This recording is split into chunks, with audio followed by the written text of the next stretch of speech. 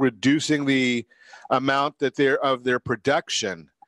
So if OPEC reduces their production, the question then becomes, what does it mean? Does it matter to us anymore now that we've become so independent on our gas prices? I'm going to suggest to you, it probably does not matter. The national average of gasoline, $2.42 per gallon, and continuing to drop.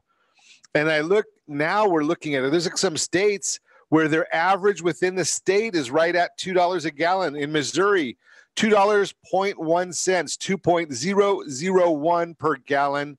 In California, we're paying $3.45.2, 345.2 in California. So we like to pay high prices on our gasoline. That's just the way we are. So we continue to vote for the people that'll give us the highest prices possible. And we just kind of go with the flow from there. Also watching what's going on in the stock market or the bond market, because we saw the stock market now down 380 points. U.S. 10-year Treasury off just a little bit, less than 1/100th of a point at 2.849.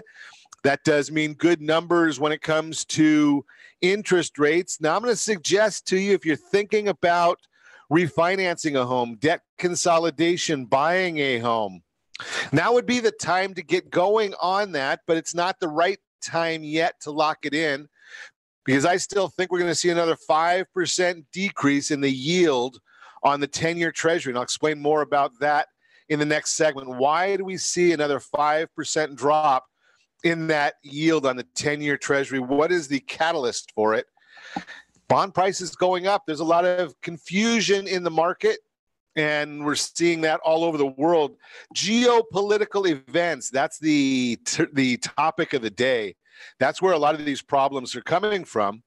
Watching what's going on over in Europe. We're watching what's going on in the UK with their Brexit move. Then we see that the US or Canada arrests the CFO of Huawei, not one of the nicer companies in the world, but that is part of it.